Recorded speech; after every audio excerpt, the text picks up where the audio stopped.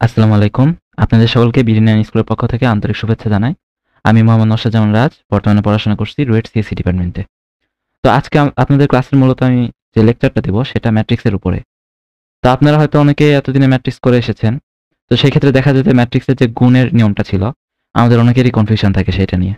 বা অনেক ছোটখাটো ভুল করে ফেলি। তো এই ক্ষেত্রে আমি একটা সহজ পদ্ধতি বলে দিব।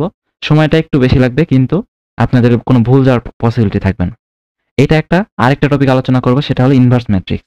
আপনাদের ইনভার্স ম্যাট্রিক্স হয়তো খাতায় করেছেন আপনারা। নরমাল সিকিউ স্টাইলে করতে গেলে সময় অনেক বেশি লাগে, তাই না? অনেক মানে লেখালেখির ব্যাপার। কিন্তু এমসিকিউ তো আপনাদের হাতে অত সময় থাকে না। তো সেক্ষেত্রে আমরা কি করতে পারি আজকে সেটা নিয়ে আলোচনা করব। তাহলে আমরা আমাদের ক্লাসটা কন্টিনিউ করি।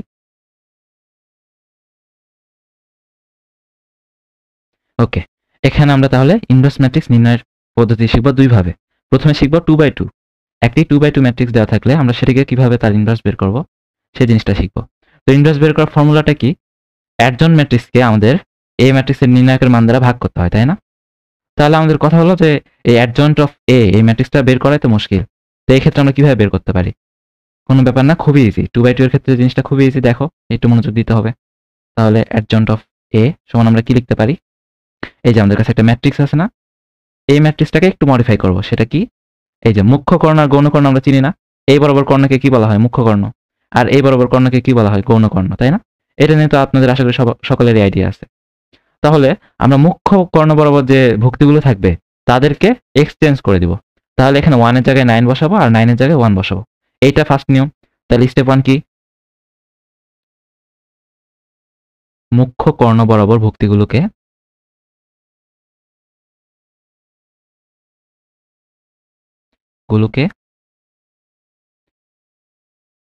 ইন্টারচেঞ্জ করে দিব।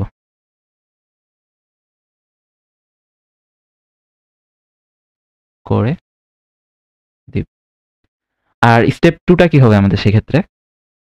এখন মানে গৌণ কর্ণ বরাবর যেগুলো আছে তাদেরকে কোনো চেঞ্জ করতে হবে না। তুমি জাস্ট কি করবা? তাদের চিহ্ন পাল্টায় দিবা।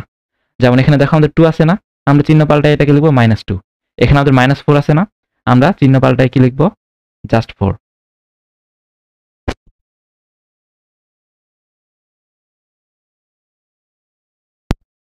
ওকে। এতটুকু যদি ক্লিয়ার হয়ে থাকে তাহলে আমরা স্টেপ 2 টা লিখে ফেলি। কি করব? গৌণ কর্ণ বরাবর ভুক্তিগুলোর চিহ্ন চেঞ্জ করে দেব, তাই না? চিহ্ন পরিবর্তন করে দেব।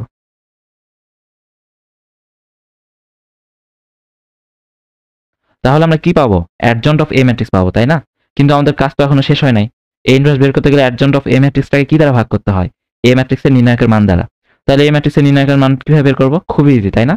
জাস্ট মুখ্য কর্ণ বরাবর ভুক্তিগুলোকে গুণ করে দিব এবং তাদের সাথে গৌণ কর্ণ বরাবর যে ভুক্তিগুলো আছে তাদের গুণফলের বিয়োগটা করে দিব। তাহলে আমরা এই কাজটুকু করি। তাহলে কত থাকবে? 1 × 9 9 থাকবে। আর 2 × 4 কত হয়? 8। যেহেতু মাইনাস আছে -8। তাহলে এই জায়গায় আমরা কি লিখতে পারি? -8, তাই না? বা ঘুরে ফিরে এটা যোগই হবে। তাহলে কত পাবো? 17। তাহলে আমাদের এ ইনভার্সটা কেমন হবে? এ ইনভার্স ইজিক্যাল টু 1/17 দিয়ে যে ম্যাট্রিক্সটা আছে সেটি বসাই দিব। অ্যাডজয়েন্ট অফ এটা বসাই দিব আমরা। তাহলে এটাই হবে আমাদের অ্যান্সার। ক্লিয়ার না? খুবই ইজি এটা। এমসিকিউ আসলে এটা করতে জাস্ট 1 মিনিট লাগে। তো ঠিক আছে। এটা যদি আমাদের বোঝা হয়ে থাকে আমরা পরের স্লাইডে যাই। 2/2 তো অনেক ইজি ছিল, তাই না? কিন্তু 3/3 এত ইজি না। একটু সময় সাপেক্ষ। তবে ভয় করার কিছু নাই। দেখো, এই ম্যাট্রিক্সটাকে আমরা আবার একটু সাজায় লিখি। 7 5 3 0 2 6 3 1 -2 সাজায় লিখলাম না? এখন আমাদের কিছু স্টেপ গ্রহণ করতে হবে। সেটা কি?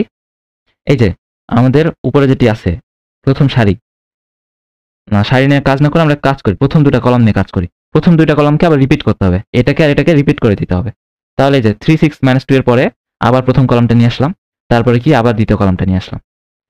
তো এতটুকুতে আমাদের কাজ শেষ হয় নাই। আমাদের আবার কি করতে হবে? প্রথম সারি দুটাকে আবার রিপিট করতে হবে। এই যে 5টা হওয়ার পরে যে সারি দুটো পেলাম না? এদেরকে আবার রিপিট করব, দেখো। তাহলে এই বরাবর আর এই বরাবর আবার রিপিট করে দিব। তাহলে কি থাকবে? 7 5 3 7 5। আবার কি থাকবে তার নিচের সারিটা? 0 2 6 0 2। ব্যাস, এতটুকু যদি বুঝে থাকো তাহলে এখন আমরা কি করব? আমরা এই প্রথম সারি আর প্রথম কলামকে ভ্যানিশ করে দিব। প্রথম সারি আর প্রথম কলাম নিয়ে কোনো কাজ হবে না, বুঝছো? কাজ হবে নিচের গুলো নিয়ে। তাহলে এখন দেখো অ্যাডজয়েন্ট ম্যাট্রিক্সটা কেমন দেখতে হবে একটু দেখাই।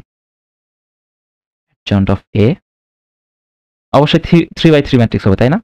তো আমরা সেরকম একটা ফরম্যাট লিখে নিলাম। ওকে, ডান। এখন কি করব? এখন কর্ণ বরাবর কাজ করব, কিন্তু মানগুলো বসাবো সারি বরাবর। এটুকু মনে রেখো। তাহলে কর্ণ বরাবর কি আছে দেখি।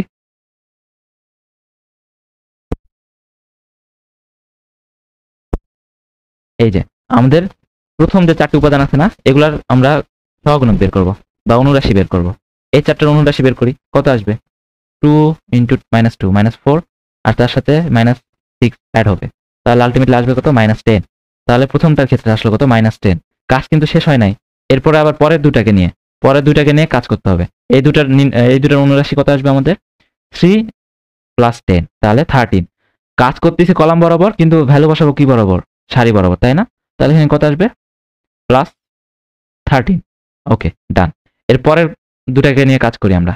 এই দুটার অনুরাশি কত আসবে? 5 6 30, 30 থেকে 6 বাদ দিলে 24। তাহলে এই জায়গায় আমরা কি লিখব? 24। ব্যাস, প্রথম কলাম নিয়ে কাজ শেষ, প্রথম সারির কাজও শেষ, তাই না? এইবার দ্বিতীয় কলাম নিয়ে কাজ শুরু করব। এই যে দ্বিতীয় আর তৃতীয় নিয়ে মূলত। তাহলে প্রথম 4টার কি কত আসবে? অনুরাশি কত আসবে? 18, জাস্ট 18। আচ্ছা, তারপরে দুটার কি আসবে অনুরাশিটা? -23। তারপরে দুটার কি আসবে দেখি? -42। দেখো সুন্দরভাবে কিন্তু চলে আসতেছে। এরপরে দ্বিতীয় সারির কাজ শেষ, দ্বিতীয় কলামেরও কাজ শেষ। এখন তৃতীয় কলাম নিয়ে কাজ করব। তৃতীয় কলাম নিয়ে কাজ করার আগে আবার সেই 4টা করে নিয়ে অনুরাশির মান বের করতে হবে, তাই না? তাহলে এখানে অনুরাশির মান প্রথমে কত আসবে? এই 4টার -6, তাই না? তারপরের 4টার কি আসবে? 15 থেকে 7 বিয়োগ, তাহলে 8 আসবে। তারপরের 4টার 14 থেকে 0 বিয়োগ, তাহলে 14ই থাকবে। তাহলে এই যে দেখো, একজন বের করা কিন্তু হয়ে গেছে। একজন আমরা বের করে ফেলছি। তাহলে এখন আর একটা কি দরকার আমাদের? এ ম্যাট্রিক্সের ডিটারমিনেন্টের মান, তাই না? এটারও একটা শর্টকাট আছে, তোমাদের বিস্তার করতে হবে না, কোনো দরকার নেই। জাস্ট কি করবা? আমরা এই যে যেকোনো একটা সারি কলমকে ভাঙাই দিই না, তো ধরো প্রথম সারিটাকে ভাঙাই দিব, প্রথম সারিটাকে বিস্তার করে দিব, ঠিক আছে? তাহলে কি করতে হবে? জাস্ট এই প্রথম 3টার সাথে এই যে আমাদের একজন ম্যাট্রিক্সের কলাম বরাবর যে 3টা আছে তাদের গুণফলটা নির্ণয় করতে হবে। তাহলে কাজটা শুরু করি। প্রথমে 7 আছে, এখানে কত আছে? -10। তাহলে এই দুটোর গুণফল কত আসবে? -70। এরপরে 5 আছে, আর এখানে কলাম বরাবর 18 আছে। 5 18 কত হয়? 90। তাহলে +90। এরপর কি? এখানে 3 আছে, আর এখানে কত আছে? -6। তো 3 × -6 কত হবে? -18, তাই না? তাহলে এখান থেকে আলটিমেটলি আমাদের অ্যান্সারটা আসবে কত? 2। দেখো 2 আসলো। তাহলে এখন আমাদের ইনভার্স ম্যাট্রিক্সটা কেমন হবে? A inverse = adjoint A by determinant of A, তাই না? বা আমরা কি লিখতে পারি? হাফ কমন নিয়ে জাস্ট adjoint ম্যাট্রিক্সটা বসাই দিব, তাহলে আমাদের অ্যান্সার চলে আসবে। এইভাবে দেখো খুব সহজে আমরা কিন্তু 3/3 ম্যাট্রিক্সের জন্য ইনভার্স বের করে ফেললাম। তো তোমরা এই মেথডগুলো অ্যাপ্লাই করবে কখন? যখন ধরো এমসিকিউ আসলো তোমাদের কাছে, তখন। সিকিউতে কিন্তু ভুলে এসব অ্যাপ্লাই করবে না, মার্ক কেটে দিবে স্যাররা। এমসিকিউ আসলে এভাবে করবে, আর এই প্রসেসটা তুমি যখন প্র্যাকটিসে থাকবা না, তখন খুব তাড়াতাড়ি হয়ে যাবে। এখন মনে হচ্ছে এটাও তো অনেক সময় সাপেক্ষ, কিন্তু যখন চর্চায় থাকবে জিনিসটা, তখন খুব তাড়াতাড়ি হবে এগুলা।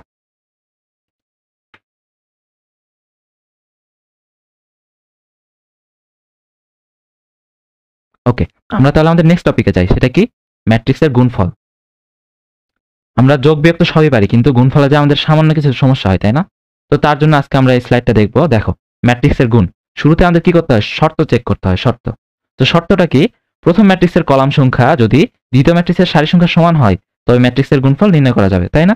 তাহলে আমাদের শর্তটা কি ছিল? প্রথম ম্যাট্রিক্সের কলাম দ্বিতীয় ম্যাট্রিক্সের সারির সমান হবে। তাহলে প্রথম ম্যাট্রিক্সের কলামটা নির্ণয় করি। এটা কত বাই কত ম্যাট্রিক্স? অবশ্যই 3/2 এর ম্যাট্রিক্স, তাই না? আর বি ম্যাট্রিক্স দ্বিতীয়টা, এটা কত বাই কত ম্যাট্রিক্স? 2/3 এর ম্যাট্রিক্স। তাহলে এখন দেখো আমাদের কন্ডিশন কি ছিল? কন্ডিশন কি ফিল আপ করে? প্রথম ম্যাট্রিক্সের কলাম দ্বিতীয় ম্যাট্রিক্সের সারি সংখ্যার সমান হবে। হ্যাঁ, হ্যাঁ, এখানে তো ম্যাচ করে, তাই না? ম্যাচ করলে গুণফল সম্ভব। তাহলে আমরা এখন শর্ত মিলছে, এখন কি করব? নিয়মে চলে যাব। এই নিয়মে আসি। নিয়ম কি বলছে? আমরা সর্বদা প্রথম ম্যাট্রিক্সের সারিকে প্রাধান্য দিব। প্রথম ম্যাট্রিক্সের সারিকে প্রাধান্য দিব এবং দ্বিতীয় ম্যাট্রিক্সের কলামকে প্রাধান্য দিব। তাহলে কাজগুলো আমরা করি। গুণফলটা তাহলে কেমন দেখাবে? দেখো, এই বিষয়ে আমরা কি লিখতে পারি? প্রথম ম্যাট্রিক্স এ ম্যাট্রিক্সটা এখানে বসাই দিই। 1 2 0 -5 3 7। তার সাথে কি গুণ যাবে? 5 2 9 -1 4 3, তাই না? এই যে দুইটা ম্যাট্রিক্স গুণ করবো আমরা, তাহলে আমাদের কাজ কি হবে? নিয়মটা কি? প্রথম ম্যাট্রিক্সের সারিকে প্রাধান্য। তাহলে গুণফলে আসি। আমরা বড় একটা ম্যাট্রিক্স ক্রিয়েট করে নিই। তো আমরা এখন কি করব? প্রথম ম্যাট্রিক্সের সারিকে প্রাধান্য দিব, তাই না? তাহলে প্রথম ম্যাট্রিক্সের প্রথম যে সারিটা সেটাকে লিখি। কয়বার লিখব? 3 বার লিখব টোটাল। টোটাল 3 বার লিখব। কারণ কি? দ্বিতীয় ম্যাট্রিক্সের কলাম সংখ্যা যেহেতু 3টা, তাই আমাদের এই ম্যাট্রিক্সটাকেও 3 বার লিখতে হবে, সারিটাকে আর কি। তাই যে 3 বার লেখা শেষ। সেম ভাবে পরের দুইটা সারিকেও 3 বার করে লিখবো আমরা। পরের দুইটা সারিকেও সিরিয়াল মেনটেন করে 3 বার করে লিখব। তাহলে 0 -5, 0 -5, তারপরটা 0 -5, তারপরটা সেম, তাই না? এরপরে তৃতীয় সারিতে চলে আসি। এটা 3 নাম্বার সারি মানে কি? প্রথম ম্যাট্রিক্সে 3 নাম্বার সারি। তাহলে লিখি সেটা। কি ছিল? 3 7 3 7 3 7। ব্যাস, কাজ শেষ।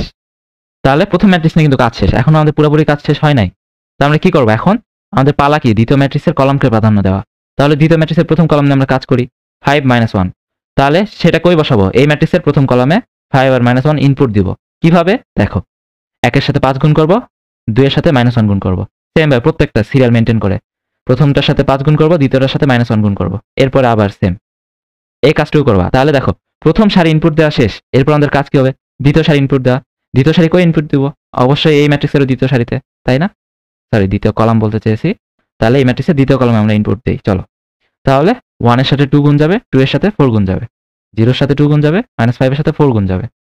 সেম, একদম সেম। তাহলে এটুকুর কাজ শেষ। এখন তৃতীয় কলাম নিয়ে আমরা কাজ করি। 9 আর 3 আছে, এটাও সিমিলার। এই ম্যাট্রিক্সের তৃতীয় সারিতে গুণ করে দিতে হবে।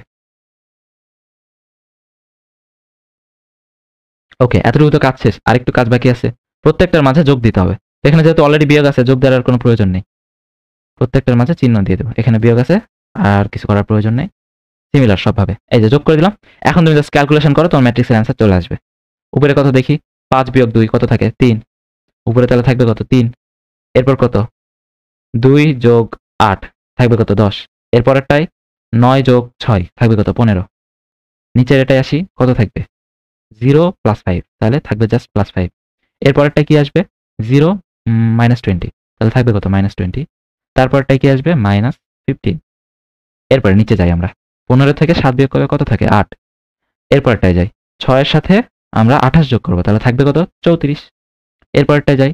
3 নং কত হয়? 27। 27 এর সাথে কত যোগ করব? 21। 27 এর সাথে 21 যোগ করলে কত হয় আমাদের অ্যান্সার? 48, তাই না? তাহলে এই যে আমাদের একটা জটিল গুণফল আমরা খুব সহজে বের করে ফেললাম, তাই না? জাস্ট কি করতে হয়েছে আমাদের? কিছু নিয়ম ফলো করতে হয়েছে, তাই না? নিয়মটা কি ছিল? প্রথম ম্যাট্রিক্সের সারিকে প্রাধান্য দিব আর দ্বিতীয় ম্যাট্রিক্সের কলামকে প্রাধান্য দিব। তাহলে কি করব? গুণফলের জায়গায় প্রথম ম্যাট্রিক্সের যতগুলো সারি আছে সবগুলো ইনপুট দিয়েছিলাম আমরা। সবগুলো ইনপুট দেওয়া শেষ হলে আমরা কি করব? এখন আমাদের কাজ হলো দ্বিতীয় ম্যাট্রিক্সের কলামকে প্রাধান্য দেওয়া।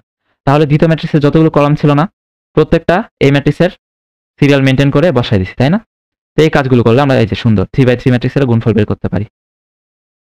সেম মেথড অ্যাপ্লাই করে তুমি 2/2, 4/4 মানে যে কোনোটার গুণফল করে দিতে পারবা, কোনো সমস্যা নেই।